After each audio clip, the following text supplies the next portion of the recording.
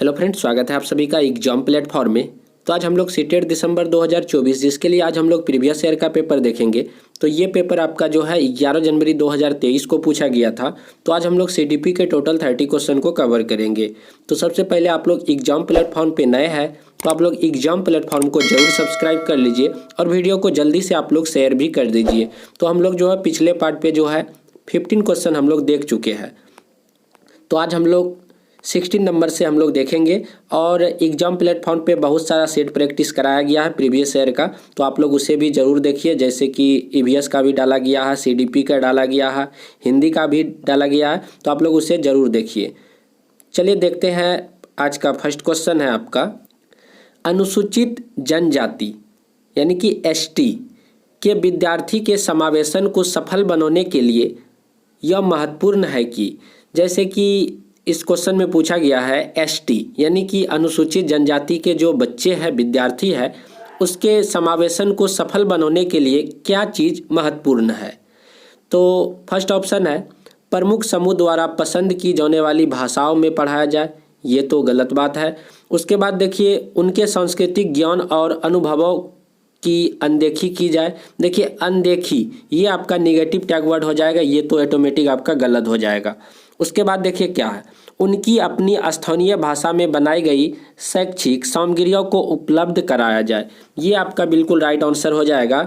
जो भी एसटी के बच्चे समावेशन तभी हो पाएगा जब उनकी अपनी स्थानीय भाषा में बनाई गई शैक्षिक सामग्रियों को उपलब्ध करवाया जाए। तो ऑप्शन नंबर 3 को आप लोग टिक कीजिएगा।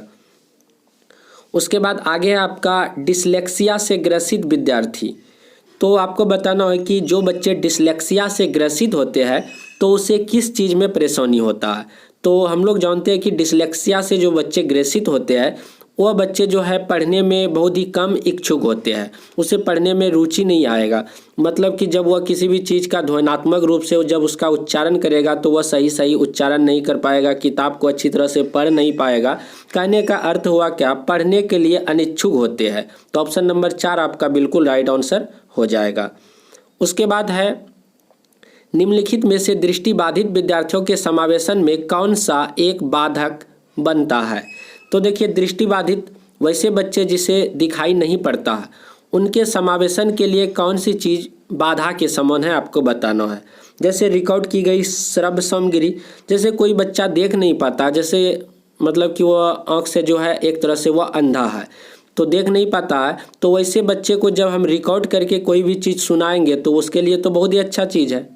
उसके बाद देखिए ब्रेन लिपि वाली पुस्तकें, ये भी उसके लिए बहुत ही महत्वपूर्ण चीज़ है। जो बच्चे दृष्टिबाधित है उसे हम जो है ब्रेन लिपि के द्वारा पढ़ा सकते हैं। रिकॉर्ड किए गए जो श्रव्य सामग्री है उनकी मदद से उसे हम लोग पढ़ा सकते हैं। उसके बाद है दृश्यात्मक सहायक सामग्री के मौखिक विवरण। जो भी देखने वाले चीज़ है उस सामग्री को जो है मौखिक यदि हम लोग उसको बताएंगे तो वह भी उसके समावेशन में विकास करेगा, सहायता करेगा।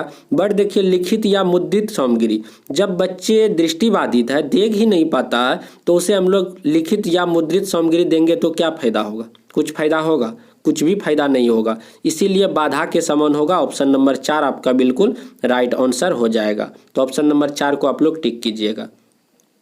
उसके बाद है निम्नलिखित में से क्या एवं अति सक्रियता विकार से संबंधित है।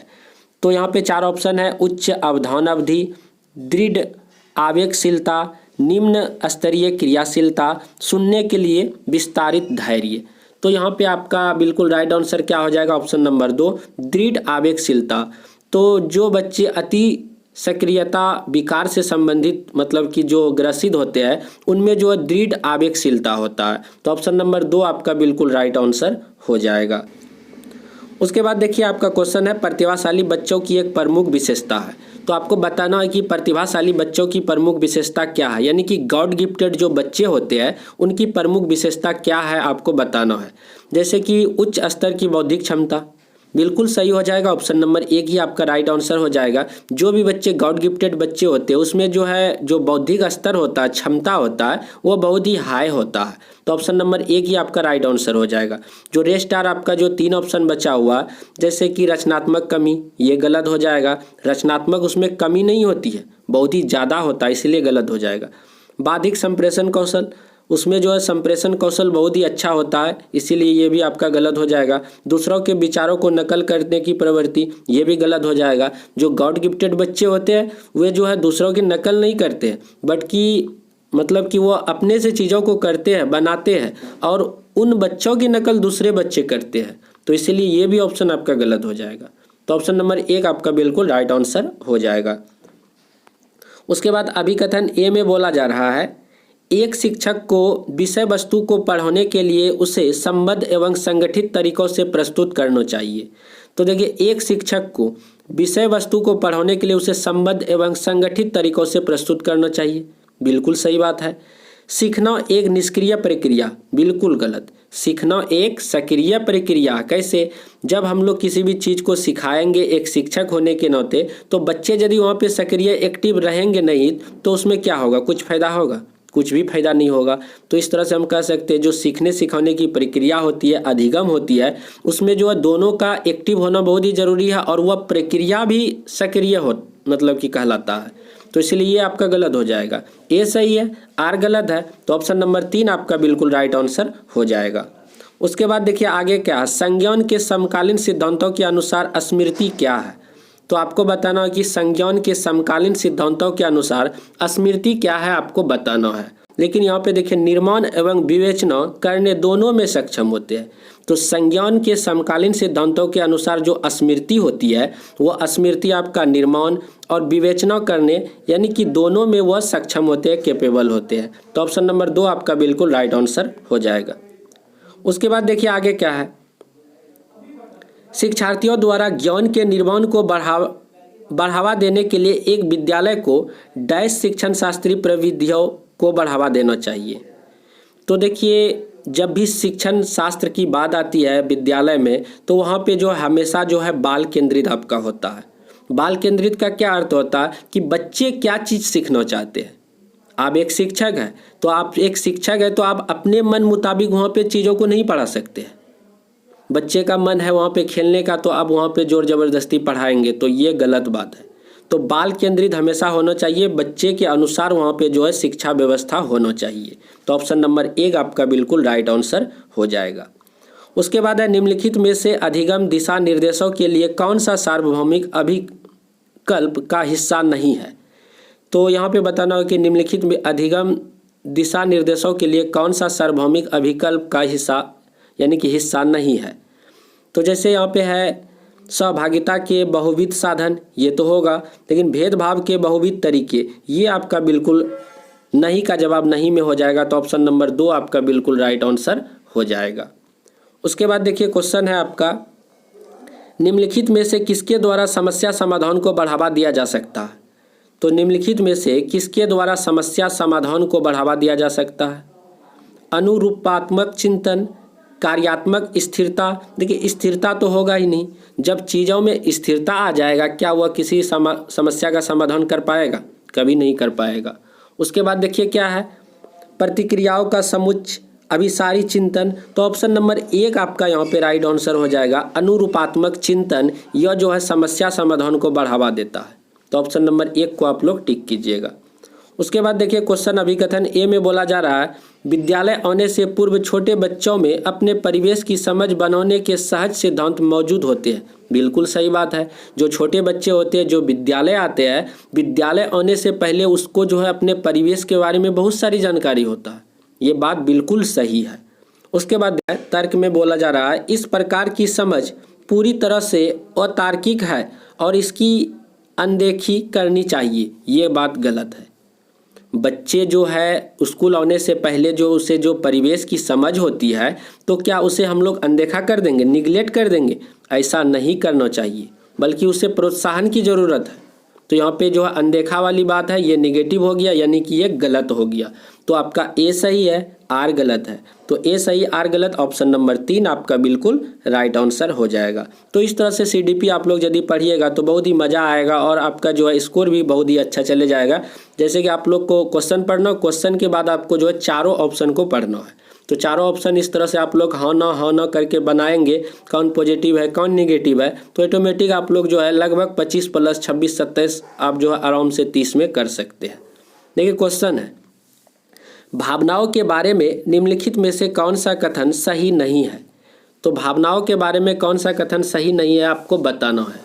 ठीक, क्वेश्चन देखिए, इसका जवाब जो है ऑप्शन नंबर 3 हो जाएगा। भावनाएं और संज्ञान दोनों अपने आप में एक दूसरे से स्वतंत्र है।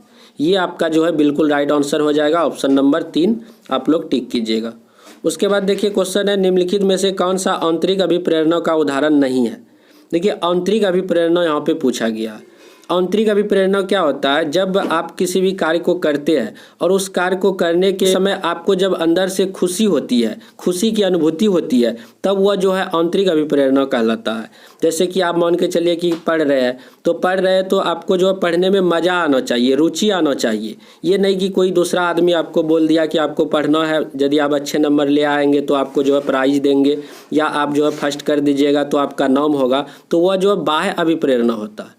लेकिन यहाँ आंतरिक अभिप्रेरणा होता है, उस चीज़ में आपको जो है मज़ा आना चाहिए, रुचि आना चाहिए। तो देखिए यहाँ पे ऑप्शन क्या है कि आंतरिक अभिप्रेरणा का उदाहरण नहीं है। तो जिज्ञासा भी होगा, रुचि भी होगा, अस्पष्टता के लिए चाहत भी होगा, लेकिन पुरस्कार पाने के लिए प्रयास, ये जो है बाह्य अभिप्रेरणा का उदाहरण है। तो ऑप्शन नंबर 4 आपका नहीं का जवाब नहीं में ऑप्शन नंबर 4 आपका बिल्कुल राइट आंसर हो जाएगा। उसके बाद देखिए लास्ट क्वेश्चन, लास्ट नहीं है, 29 नंबर है। सीखना अधिक प्रभावी होता है जब, सीखना अधिक प्रभावी होता है जब, तो सीखना कब अधिक प्रभावी होता है आपको बताना है। तो यहाँ पे देखिए क्वेश्चन है, विषय वस्तु, ऑप्शन है विषय वस्तु को वास्तविक जीवन के अनुभवों के साथ जोड़ा जाए, पठन सामग्री बहुत ही अमूर्त एवं जटिल हो, विषय वस्तु को असंबद्ध रूप से टुकड़ों में पढ़ाया जाए। उसके बाद है पूर्व ज्ञान से संबद्धता स्थापित न की जाए, ये तो ऑप्शन होगा ही नहीं। उसके बाद देखिए विषय वस्तु को वास्तविक जीवन के अनुभवों से जोड़ा जाए, ऑप्शन नंबर 1 आपका बिल्कुल राइट आंसर हो जाएगा। सीखना कब अधिक प्रभावी होगा, जब विषय वस्तु को वास्तविक जीवन के अनुभवों के साथ जोड़ा जाए, तो ऑप्शन नंबर 1 आपका बिल्कुल राइट आंसर हो जाएगा। उसके बाद देखिए लास्ट क्वेश्चन है आपका, एक अनुकूल यानी कि समर्थित सीखने का वातावरण बनाने के लिए एक शिक्षक को क्या करना चाहिए, एक शिक्षक को क्या करना चाहिए।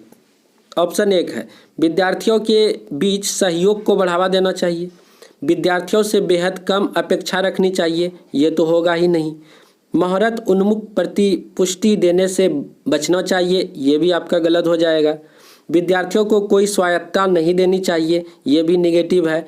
ऑप्शन 1 ही आपका बिल्कुल राइट आंसर हो जाएगा, विद्यार्थियों के बीच सहयोग को बढ़ावा देना चाहिए। तो ऑप्शन नंबर 1 को आप लोग टिक कीजिएगा। तो इस तरह से टोटल हम लोग जो है 30 क्वेश्चन हम लोग CDP के देख चुके हैं। तो आप लोग अभी तक यदि सब्सक्राइब नहीं किए तो प्लीज़ आप लोग सब्सक्राइब भी कर लीजिए और वीडियो को शेयर भी कर दीजिए। तो चलिए मिलते हैं हम लोग अगले वीडियो पे। जय हिंद, जय भारत।